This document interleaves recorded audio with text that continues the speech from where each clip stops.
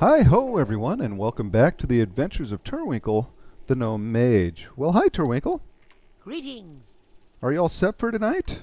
Sure. Well, great. And as you can see, we are in Darnassus here tonight, because what we're going to do tonight is we're going to sit down and have a lovely chat with Briarpetal. So let us go and find her, because she has been waiting so patiently for us tonight, because Turwinkle overslept. So let's hurry, Turwinkle. I know we can normally find, from what I have heard, Briarpetal in the auction house. Now, I don't see her on the bottom floor. Let's check the top floor here.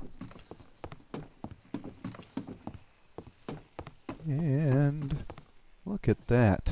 There's a giant tree walking around Turwinkle.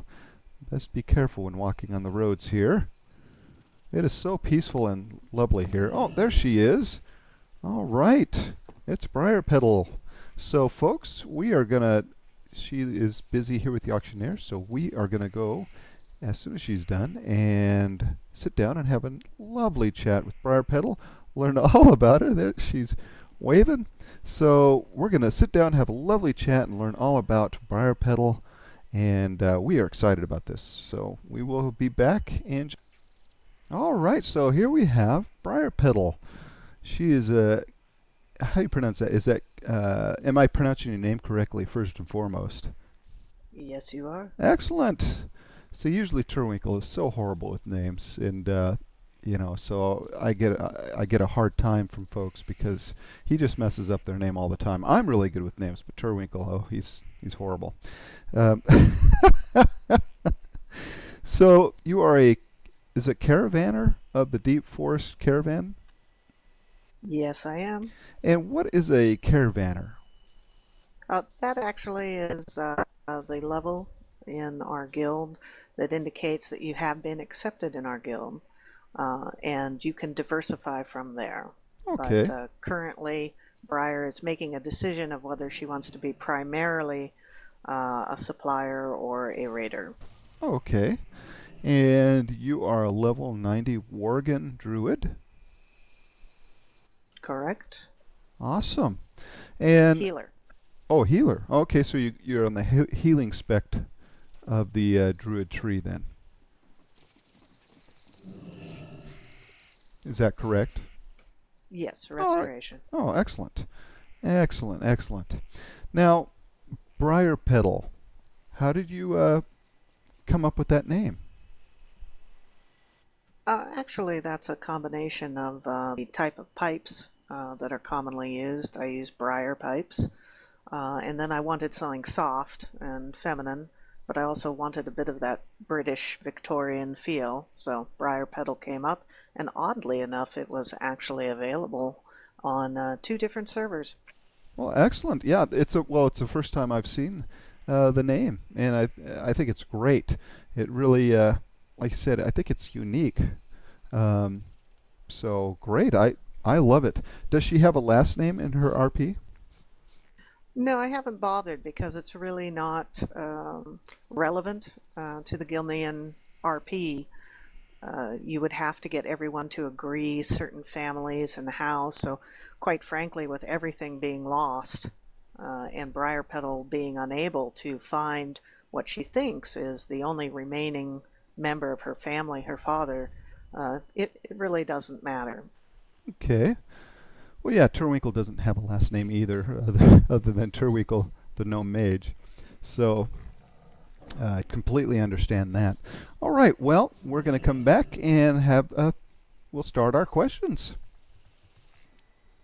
All right, so we're back, and so Briarpetal, you are in the Deep Forest Caravan. Can you kind of go into a little more detail on what that is? I don't think I have run into that guild yet. So could you kind of describe that guild for us? Certainly. We're really small. We have a very distinct method of RP. We're in full immersion, which means you will never see us doing anything that makes no sense in the game world. In other words, if we say make a spelling error, you won't see us correct that in open chat. That'll be done behind whisper. If you can understand it without it being needed to be corrected, that's fine. We do not run our mounts up into NPC faces. It's just, if this was a real world, how would you maneuver through it? And that is the overarching premise of Deep Forest Caravan. So it's 24/7. We incorporate every aspect of the game, and we add things that are extrapolations from the lore in order to achieve that. Oh well, awesome. So, uh, full character all the time. You guys Right. are, oh well, If we're great. logged in, we're role playing. Now, that doesn't mean we don't have an active OOC channel, but again, the idea is what attracts someone to come to World of Warcraft and RP as opposed to joining a MUD or a muck is the visual aspect. And so Deep Forest Caravan wants to promote that, a high level of immersion, a high level of RP, and the way we choose to do that is by reinforcing that visual aspect the entire time we're logged in, that you are in an actual world. So we're not running everywhere and we're not flying everywhere, and we're trying to obey common sense laws. Okay, well, awesome. That sounds really great. What is Deep Forest Caravan's storyline then? Uh, what do they do? Well, that stretches back quite a far way because Deep Forest Caravan actually also RPs server changes, and that is its own little mini story in there. But the long and the short of it is Mossclaw, who is our caravan master, has created Deep Forest Caravan and is basically herself trying to work her way through this confusing welter of doing the right thing, when in actuality, if you look at a lot of things that the Alliance are called upon to do or asked to do, some of them are not so nice. Sure. And yeah, and so there's a conflict there. You could boil it down to the simplicity that we are working on being a raiding guild, because as I said, we RP that. Okay. So every instance we go through, we're actually RPing. Oh, okay. Um, right. So this has implications also to things. What we call them are pockets, and they're trap time. In the case of LFR, there is a special exception for that.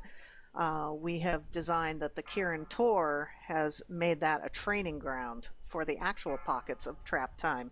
So, so you put that extra step in there, just like Blizzard has. Wow. Okay, that is great. I really like hearing that there is a guild out there that is really doing something that's uh, really far beyond what a lot of guilds that quote unquote are RP. You guys really go that full length and incorporate everything into RP. So wow, that is great. So let us ask a little bit about Briarpetal.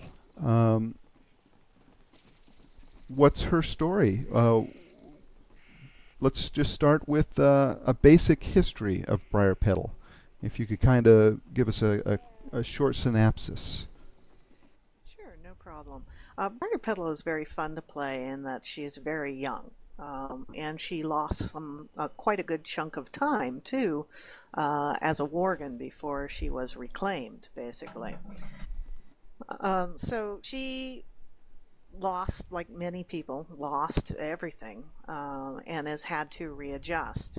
As a result, psychologically, the wounding has caused her to sort of continually box and throw things aside into the back of her mind. So in a way, to her, since she didn't really fit into the society that she was living in before the coming of the worgen, she's in a fairy tale in a sense. And Oh, this okay. causes, yeah, this causes very unique things in that to her, when she transforms into a worgen, it's handy because she gets to swash, swash, buckle, buckle. so, so there's a little bit of her that doesn't take things as seriously, Okay. because in Deep Forest, since we are RPing the death of your character and the resurrection of your character, that particular game mechanic that we have, there still has to be a measure of danger to it. And so as a result, even though we can release from our body and be reunited, our soul can be reunited with the body, things sometimes go wrong. Sometimes you aren't covered. That's why you can have scars when you really shouldn't have scars, Sure. And sometimes you just don't make it. So when you go into a pocket, for example, there's a risk. But what's interesting is Briar really doesn't see that. Also, her father was a very successful merchant from the merchant class in Gilneas, and she idolized her father because her father encouraged her tomboyness and her intellect. And, Gilnean society is a little more closeted that way, and so she didn't quite fit in. So she had several sisters. They all got scooped up in the whole marriage arrangement, and Briar kept getting passed over. But her father always believed in her, while her mother was very concerned, of course, like any mother, for the safety and security and having a roof over your head for your child. Sure, sure. So there was some tension there, and I've written that up. But her father's missing, but she gets her love of the auction house. She would follow her father all the time and watch him do his transactions, and he would train her and teach her all these sort of sayings. And so she has that. So when she finally came to Darnassus and she settled on a profession, she said, well, I'm not going to be, this is my chance. I'm not going to be the mercy at a husband. Okay. I'm not going to be a spinster. Sure. I'm going to make my own way in the world to take the opportunity in a way that she feels wasn't present where she came from. Well, excellent. Okay, so we'll actually come back with a few more questions for you. Sounds good. All right, so, I have always loved Darnassus. Now, this is where you folks are. This is your home base then, is in Darnassus? It's actually not the caravan's home base, but it's Briarpetal's base, because, of course, this is where they were welcomed after everything, sure, was corrupted. And so she has gotten used to it. Of course, she rebelled also against the Caldari, because when she got there, it was like, oh, very quickly she figured out, oh, you're why I have this problem, because of the history of the Druids right, tapping into that. And so she really wants to put that at their feet, and as a result, she's got a chip on her shoulder. And of course, while everyone has said, oh, you are welcome, the actual reality is not. And in fact, you can see this with all the Worgen. There's always jokes about dogs or, misbehavior in that sense, looking down upon. And it comes from a lot of the Night Elves. And so Briar, that really bothers her. It bothers her young sense of self-righteousness of, hey, you're why you can say that to me, right, and so she has a very love-hate relationship with Darnassus, and at this point her attitude is, well, I'm not leaving. You find it uncomfortable, great, because it's your fault. Yeah. So there's actually, now, isn't there kind of two histories on the Worgen? Is that there's one where it's the Night Elves that created the first Worgen, and then is the Gilnean, they used it to, didn't he use it to prevent the people from dying from the plague? Is that not correct, or? No, that's not. I haven't studied that. My research indicates that it all comes back from that time. King Greymane, whom Briar, again, this is negative to her people. So like all good Gilneans, she kind of downplays it. He contracted a Rugal, and he created more Worgen as a super soldier. Right. solution.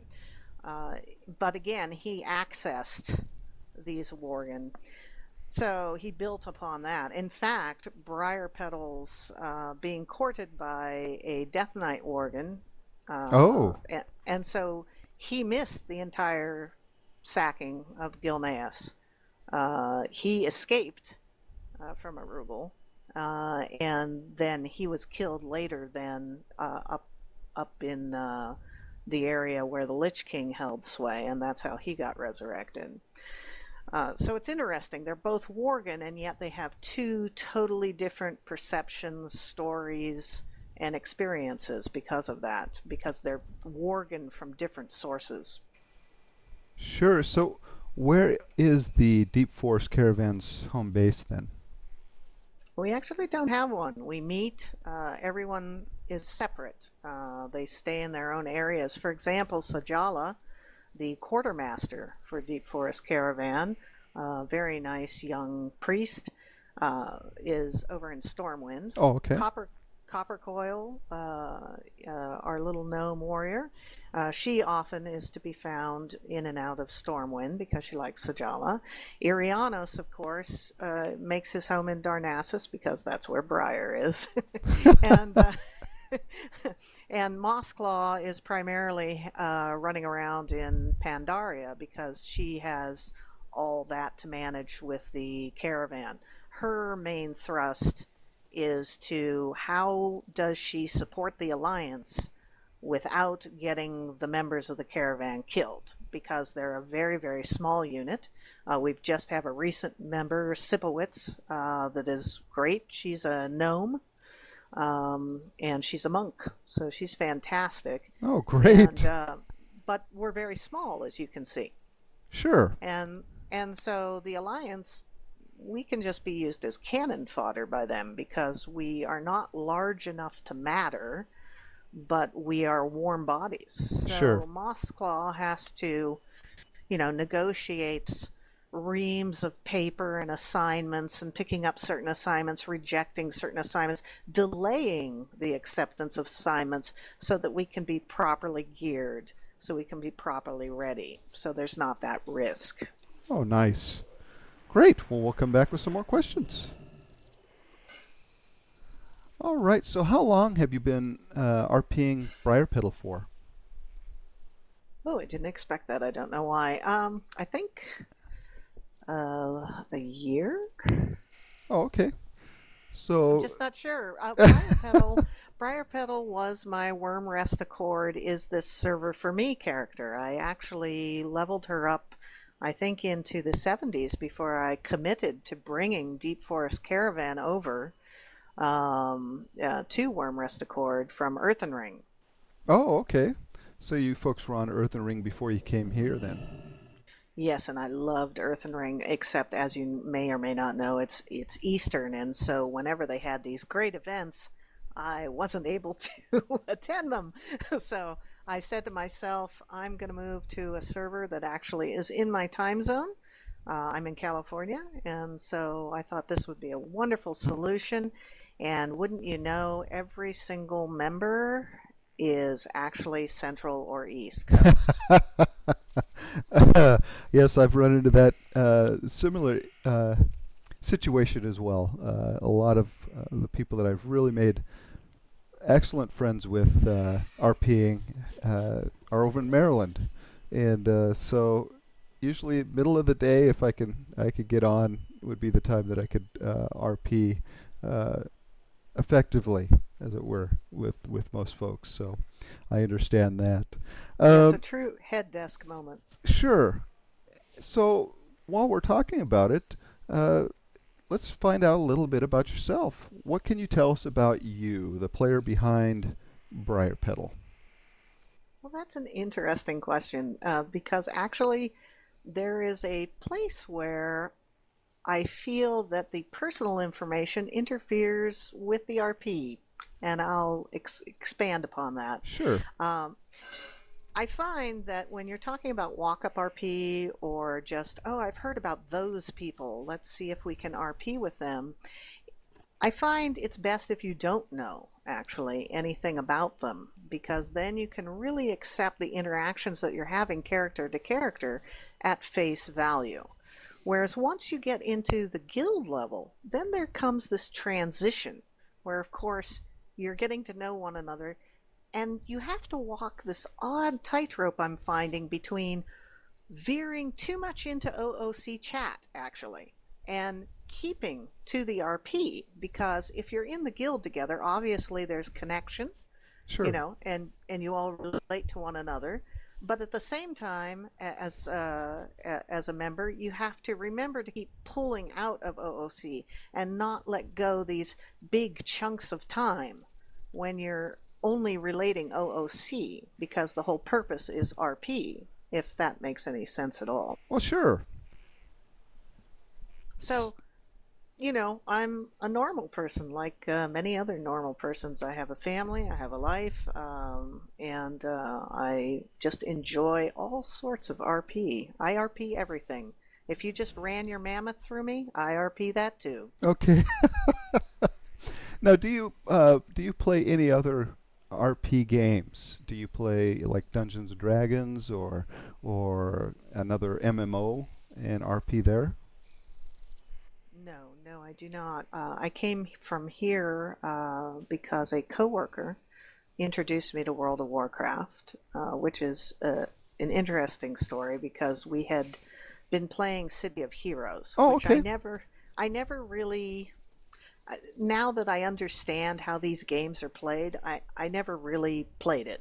I showed up and I pushed a bunch of buttons, but and I changed costumes frequently. Sure. But I really didn't. There was nothing. That first of all, they were gamers, so there was no RP whatsoever. And then they showed me World of Warcraft, and my friend said, "Oh, it's not ready for prime time." That's when it first came out.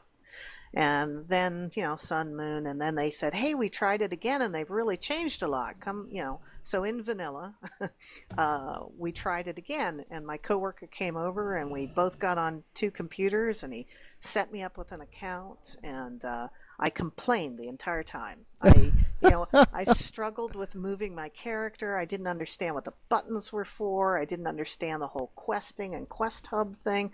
Basically, as if I had learned absolutely nothing from City of Heroes. Okay. And so when we finished, he actually said to me, "Oh, I'm sorry. I thought you'd like it, but I guess you don't." And I turned to him and I said, "Are you kidding? I love this." And I've been hooked ever since.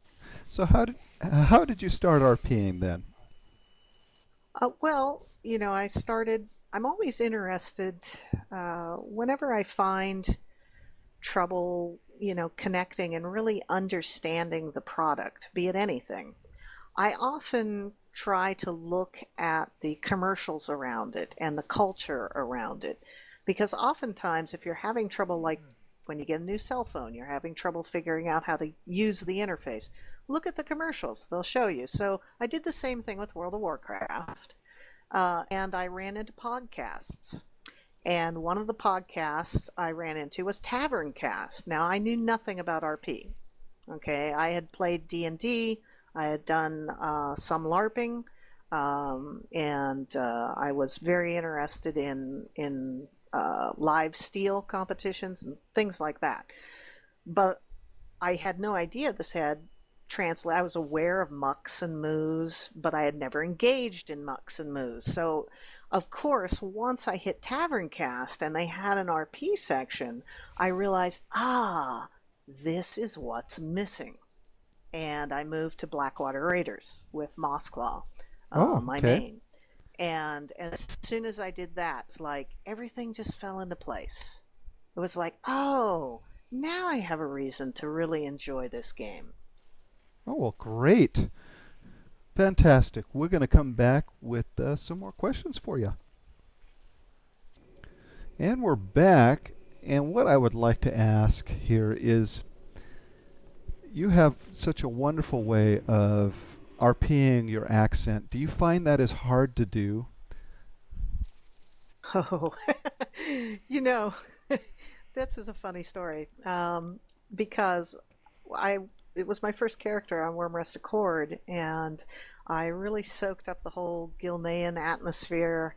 And so in my head, when I'm typing what Briar says, I've got kind of this blowsy English thinking, and oh, look, there's a bird that just flew by, where it's just this stream of consciousness, and she constantly is using metaphors and allegories that don't make any sense whatsoever, and juxtaposes two sayings against one another to the point where Mossclaw just half the time doesn't understand what she's saying.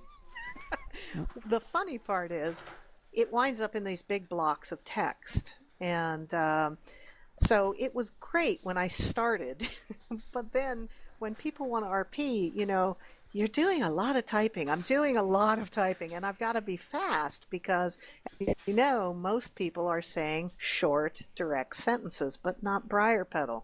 And the one thing that I find that the user interface is lacking is there's really no way to tell someone anymore that you're typing.